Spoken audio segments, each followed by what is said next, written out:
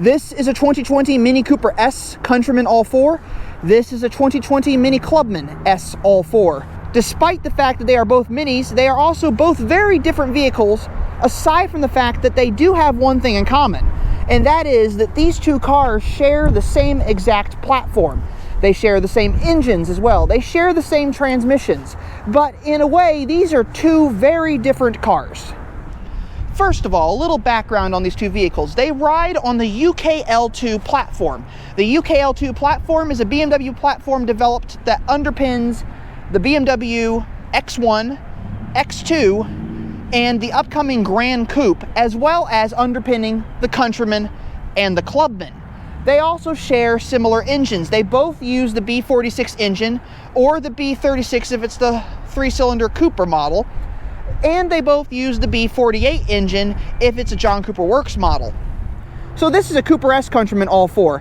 What you might not know is that the John Cooper Works Countryman has something very in common with this version of the vehicle, and that is the fact that they both sit at the same ride height. This is true. If you were to put these two side by side, they sit about 6 inches or so off the ground, give or take, probably a little bit more, but they both have the same ride height. It's a little different with the Clubman.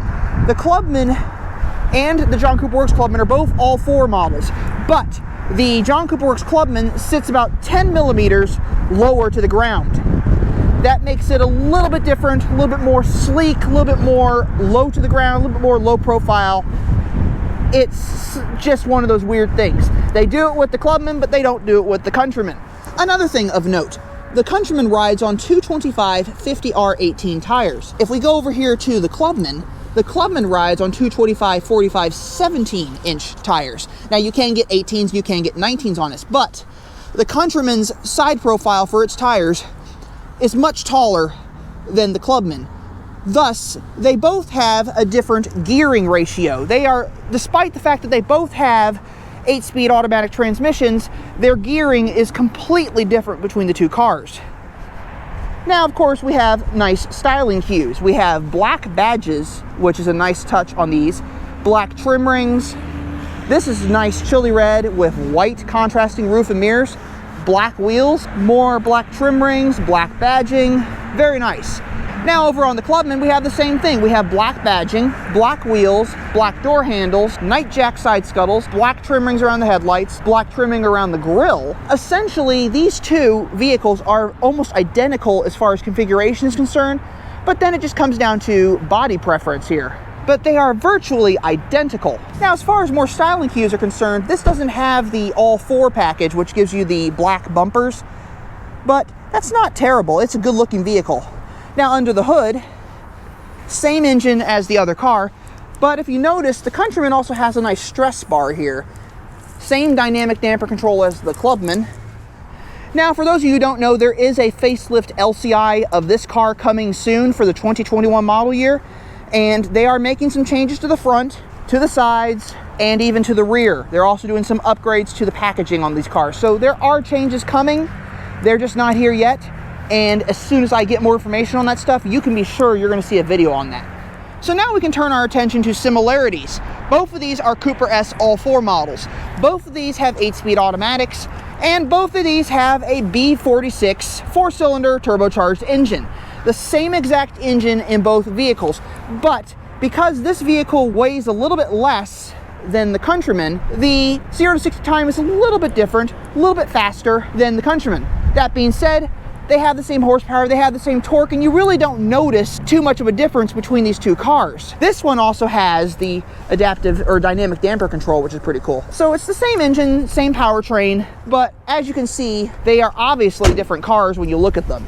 I mean, very different. They don't share any body components, but they do have one other thing in common I forgot to mention, aside from, I believe, they share the same sunroof. These roof rails here. Yes, they're not the same as these roof rails, but both vehicles will actually fit the same exact roof rack components on the top. So the crossbars that you can put across on this car will work on this car. And that's one of the last things where they are actually identical. I stand corrected, because both Minis ride on the UKL2 platform. They both use the same exact exhaust system. So these tailpipes from the engine back are identical under these two cars. And I know this because I've seen the part numbers.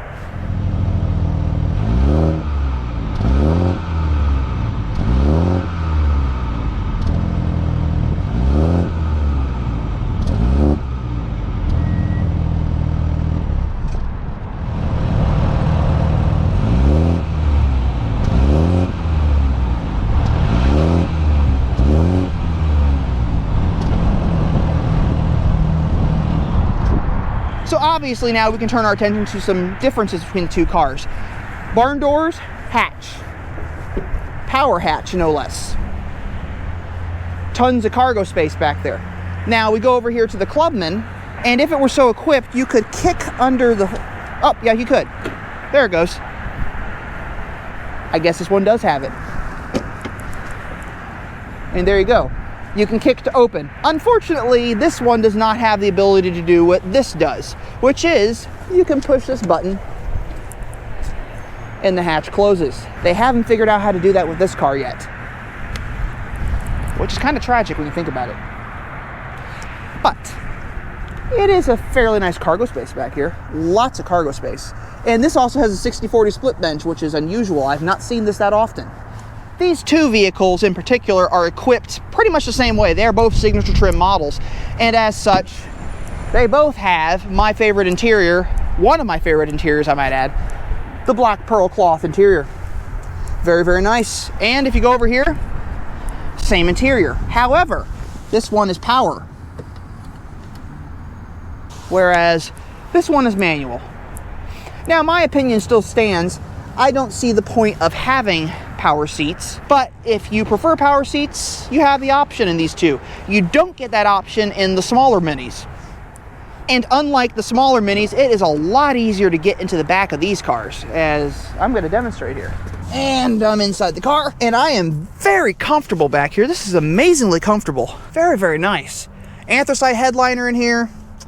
I'm comfy. I could sit back here for a long drive, and because I have the 60/40 split, I have, if I could use my glove to open it, and I can't, I have a center console here with cup holders. So I can sit back here with a friend of mine next to me, the driver and the passenger up front, and I can have a nice drink right here and enjoy the drive or enjoy the ride anywhere we're going. So I like that. Now let's go over to the back seat of the Countryman. And you step up a little bit, but now you're in. Also very comfortable. In fact, there's a lot more leg room in the Countryman. I'm impressed. They ride on the same platform, but the Countryman has a lot more interior space, which is a given the fact that it's a crossover utility vehicle. But no 60/40, well, actually there is. There's a 60/40 split in this, but unlike the Clubman, which actually has cup holders, this just has this. Still, it's a pass-through. Can't go wrong there. And if you're going on a ski trip, you can have your skis going right through the car. Or if you're going to IKEA, you can have large objects going through the car. Let's face it, I've gotten a large bookcase from IKEA before. Even with my Clubman, I still had to have it go through the car and up onto the dash. So when you're dealing with two vehicles that have similar equipment, what do? Which one do you buy? Well, for that, we have to take these two out for a drive. And that's exactly what we're going to do. So as far as driving dynamics are concerned, the Countryman and the Clubman are very different despite sharing the same platform.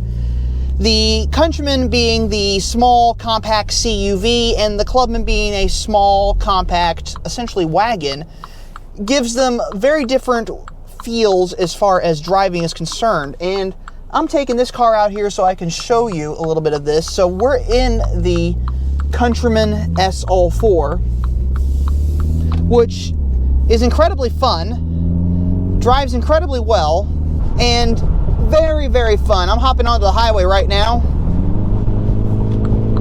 and this is just phenomenal. This is great. Very, very smooth. I have it in sport mode right now, which is the way I usually drive all of my Minis. So, sport mode, snow flurries, 32 degrees outside. I'm doing pretty good here. And it's just really, really great. The driving dynamics, the ride comfort with these larger Minis is very, very smooth. It's not as overly twitchy as it is with the hard tops and the convertible. It's bigger car feeling in a way, but at the same time, it still maintains that small Mini driving feel, and it still maintains that nimble, sporty feeling that you get with every Mini that you drive. And this is just a great vehicle. I love this. This is awesome. So I have it in regular sport automatic. This is the 8-speed automatic in these cars. Both of them have 8-speed automatic. The only way you can get a 7-speed automatic or 7-speed dual clutch with one of these is if you get the front-wheel drive Clubman or the front-wheel drive Countryman. Otherwise, it's a great feeling vehicle. Very smooth shifting. Now I have it in regular automatic mode, but just for fun here, I'm going to pop it into sport automatic. And we're going to go around some twisties. I'm not going to go quite as hard as I usually go because the average person driving one of these is not going to slam it through corners as I would. But cornering in this vehicle you'd think would not feel as smooth, but it's incredibly smooth when it corners. It's an incredibly well-rounded vehicle, and I'm actually very impressed with it. The second generation Countryman is by far the best Countryman that Mini has ever built. It is just fantastic. It's really well put together. It's really well thought out.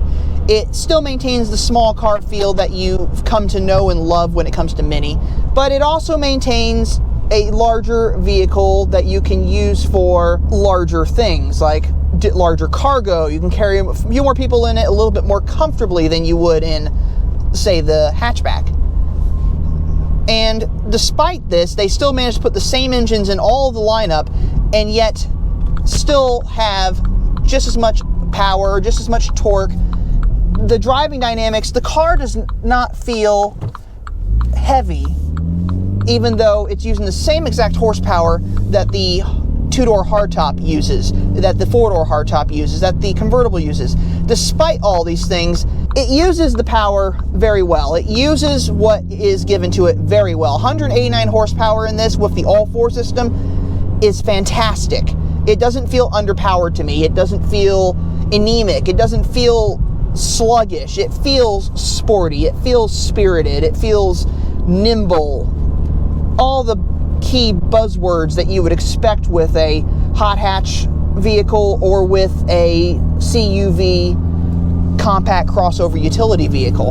And that is fantastic. I really like how they put this car together. This is seriously my favorite Countryman generation out of the two. And I know a lot of you out there tend to like the first gen, if you do like the first gen Countrymans, for that matter. But there are people out there who don't like the Countryman at all, don't like the Clubman, they think it's too big. Well, Mini needs to make bigger cars because Mini is a brand. Mini has to compete with other vehicles out there. There are other vehicles out there competing against the Mini brand, and Mini had to create these vehicles in order to work with that. I mean, otherwise, what do you have? You have a company that makes very small hatchbacks and convertibles that wouldn't compete as well in the market had it not been for the Countryman and now the F54 Clubman. So that makes this a phenomenal vehicle, and I really like it. This is really well set up too. It's very comfortable, it's very well appointed. There's all sorts of things you could say about these vehicles, and they just drive incredibly well, and they look fantastic. I think this generation of the Countryman looks beautiful. It is a great looking car. Far better looking than the first gens, but that's a personal opinion, of course. I can imagine some of you out there would completely disagree with me. Now, like all Minis, maneuvering through traffic and city streets is one of the Mini's strongest suits, and this is no exception. Drives very well. You can corner quickly. You can get in and out of traffic as quickly as you need to. The torque is there. the power is there, and there's plenty of it. And with the all-4 system, it makes it even better. Now, the way the all-4 system works, though, for some of you out there who might not know, is that under full throttle, or when it's needed, the car will transfer power to the rear wheels and keep power at the front wheels, essentially making it a 4-wheel drive vehicle. Now, under normal cruising speeds, on the highway, for example, it switches all that power back to the front wheels. So it doesn't always run as a 4-wheel drive or all-wheel drive vehicle. It runs most of the time as front-wheel drive, and then when it's needed, it goes all-wheel drive. Now, conversely, the hybrid MINI Countryman does things a little bit different. It does the rear wheels being driven by electric motors, with the front wheels being driven by a 3-cylinder turbocharged engine. So that vehicle, what's interesting about that is because there's no actual drive shaft, no transfer case, no any of that, no differentials right there. What it essentially does is if you put the car in full electric mode, because you can do that with the hybrid, it will run just the rear wheels. So essentially you have a rear wheel drive Countryman. So let's go ahead and get over to the Clubman before we start having a blizzard. All right, and now we've switched gears here and we are in the MINI Clubman. I'm gonna do the same exact thing I did with the Countryman. Now, unlike the Countryman, the Clubman sits lower to the ground, more like a car, and therefore the driving dynamics are gonna be completely different as well, as I shall now demonstrate while getting onto the highway. So, because the Clubman sits lower, it drives lower. It drives like a lower, well, it drives like a car. It doesn't drive like an SUV. That being said, the weight distribution on the Countryman is very good, as the engine sits very low in the engine bay. But the Clubman is incredibly fun to drive. I mean, really fun to drive. So we're gonna hop on the highway here. 0 to 60 time just a little bit quicker, as it's a lighter vehicle. This car weighs about 3,300 pounds or so. The Countryman weighs about 3,500 to 3,600 pounds, give or take. So naturally, the Clubman's gonna be a little bit faster. Or one might think the Clubman's a little bit faster. It is.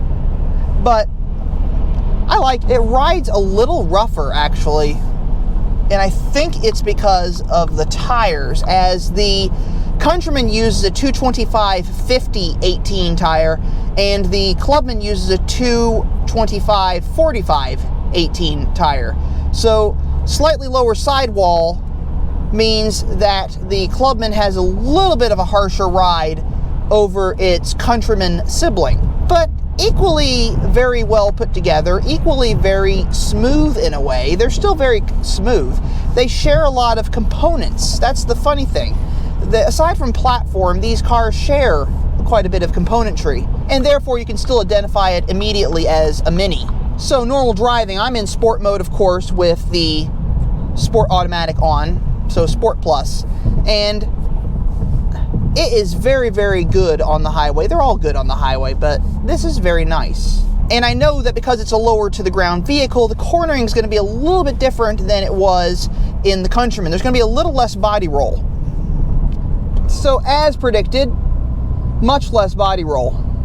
It feels a little bit more planted. You're not sitting as high as you would be in the Countryman,